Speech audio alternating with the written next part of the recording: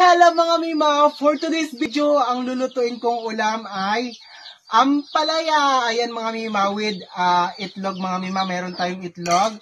Tapos meron din tayong kamatis. Ayan mga mima. At syempre, andito yung ating bawang at sibuyas mga mima, no?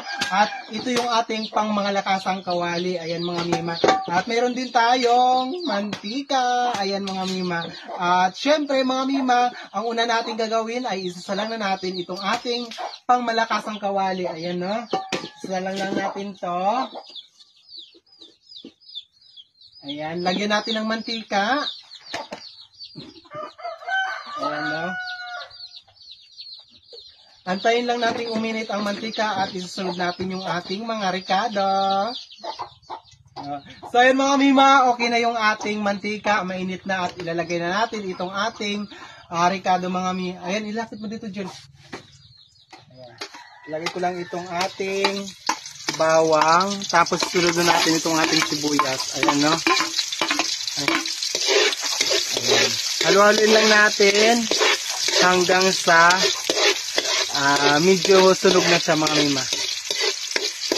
Ayan mga mi, okay na yan at isusunod natin itong ating kamatis. Halo-haloin lang natin.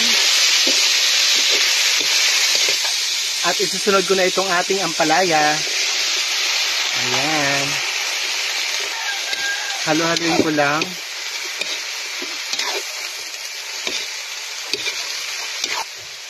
Lagyan ko ng asin mga mi. Pangpalasa. At paminta. Halo-haloin ko lang ulit. Ayan mga mi. Takpan ko lang muna at antayin natin siyang medyo maluto at isusunod natin yung ating itlog. Ayan na. Ayan, takpan lang natin. So ayan mga mima, okay na to at ilalagay na natin ang ating itlog. Ayan, medyo na yan. Ilapit mo dito, Jude. Ayan. Ilagay natin itong ating itlog. Ayan, diba? Halo-haloin natin.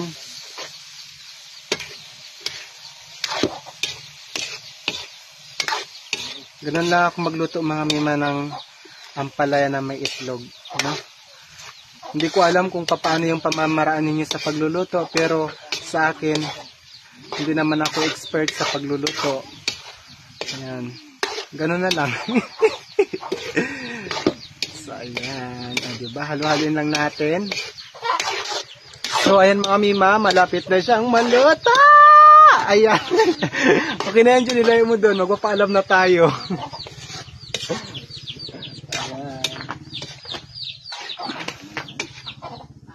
Ayan. So, ayan mga mima. Lulutuin ko lang na lang to ng mga ilang segundo. At syempre, kailangan ko na magpaalam. Ayan, no?